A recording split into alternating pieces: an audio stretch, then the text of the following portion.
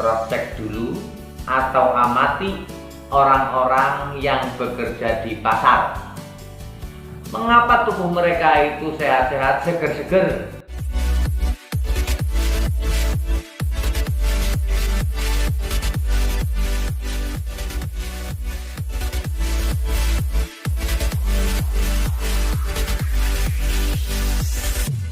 Assalamualaikum warahmatullahi wabarakatuh.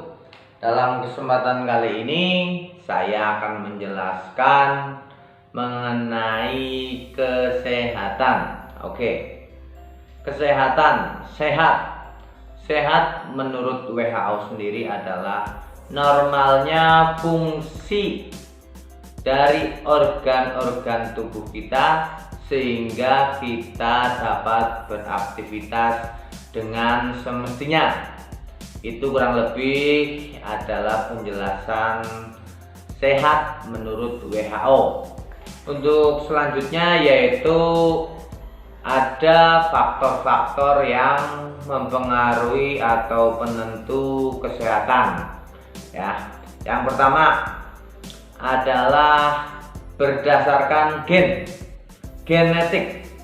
Genetik itu sendiri kita tidak bisa memprediksikannya atau kita tidak bisa menanganinya, karena itu memang adalah bawaan dari orang tua kita, dari keturunan-keturunan kita, sehingga untuk penyakit atau sakit karena gen itu ya memang dalam hal ini saya tidak akan bahas mengenai berdasarkan tidak sehat berdasarkan gen. Saya tidak akan bahas itu karena itu sudah takdirnya. Oke, yang kedua yaitu berdasarkan pola hidup.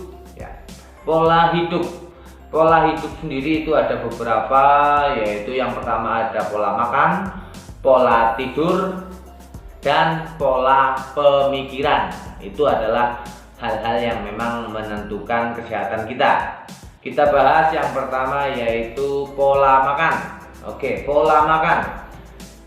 Di zaman sekarang ini makanan itu amat sangat luar biasa, di mana memang zat-zat kimia atau zat-zat yang memang yang seharusnya tidak digunakan dalam makanan itu seringkali dipakai untuk yang pertama bisa untuk mengawetkan, untuk perasa atau pemanis dan segala macam itu banyak.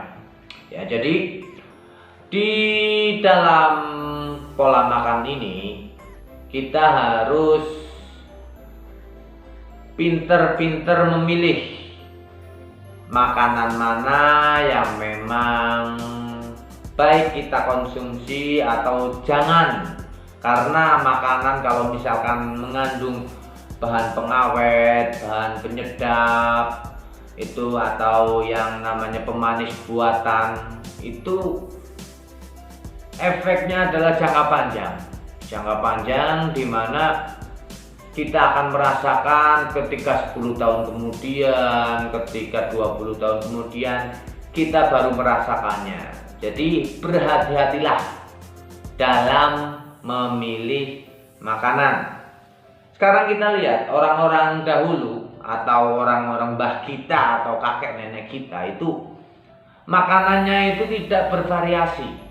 Makanannya itu dia hanya istilahnya hanya direbus atau dikukus, karena memang zaman dulu itu minyak itu susah didapatkannya.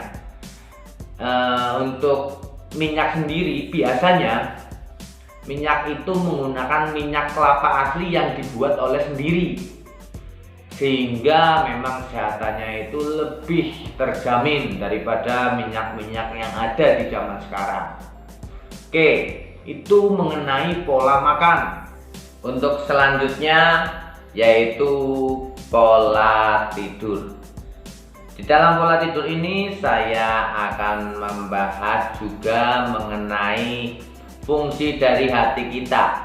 Oke, sebelumnya kita coba cross check dulu atau amati orang-orang yang bekerja di pasar. Mengapa tubuh mereka itu sehat-sehat, seger-seger? Oke, jawabannya adalah karena mereka pada saat proses detoksifikasi atau proses pembuangan racun di dalam tubuh kita oleh hati kita itu dilakukan secara maksimal. Kenapa bisa maksimal? Karena mereka itu melakukannya dengan tidur, di mana proses detoksifikasi ini memang maksimal ketika kita tidur. Oke, kita amati. Orang pasar itu tidurnya gasik, bangunnya pun gasik. Oke, dikarenakan proses detoksifikasi itu adalah antara jam 11 sampai jam 2 malam. Proses detoksifikasi adalah proses pembersihan racun di dalam tubuh kita oleh hati kita. Oke, kita bahas. Pada saat proses detoksifikasi, apabila kita tidak tidur, maka hati kita bekerja tidak maksimal. Yang terjadi apa? Ini dalam jangka panjang. Yang terjadi adalah penyakit liver atau hati, karena hati tidak bekerja secara maksimal. Itu seperti itu. Jadi lebih baik kita tidur awal, bangun juga awal, jam 2. Ya, sunahnya itu oleh Rasulullah untuk supaya sholat tahajud itu. Baik, kita masuk ke pembahasan pola pemikiran. Oke, pola pemikiran. Dalam hal ini seringkali kita mendengar penyakit datang itu karena pikiran kita yang sedang kacau. Oke, sebagai contoh, kalau kalian atau Anda itu diputusin sama ceweknya, oke, makan nggak enak, tidur nggak enak, pikirannya nggak tahu kemana, apa yang dikerjain juga tidak jelas, itu juga mempengaruhi kesehatan kita. Oke, sebagai contoh lagi, ketika kita sedang berkendara, ya, sedang berkendara tetapi pikiran kita sedang kacau. Apakah bisa itu mempengaruhi kesehatan? Oke, konteksnya begini. Ketika kita sedang berkendara, kita tidak konsentrasi terhadap kendaraan kita dan lingkungan sekitar. Ya, naudzubillah min dzalik atau amit-amitnya itu kita terjadi kecelakaan, terus mungkin bisa patah tulang. Itu juga merupakan hal yang bisa mempengaruhi kesehatan kita. Ketika kita belum kecelakaan, itu kita bisa normal, kita bisa lari, kita bisa jalan, kita bisa melakukan aktivitas-aktivitas yang normal.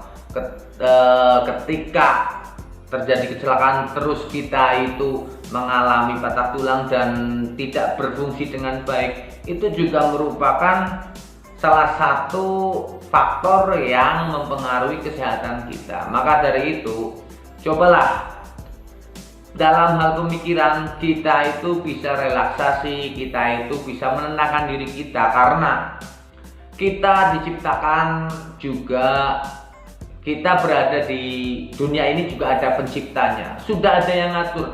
Silahkan kalian bisa curhat atau bisa mengadu kepada sang pencipta, silahkan, itu sebagai relaksasi. Oke, itulah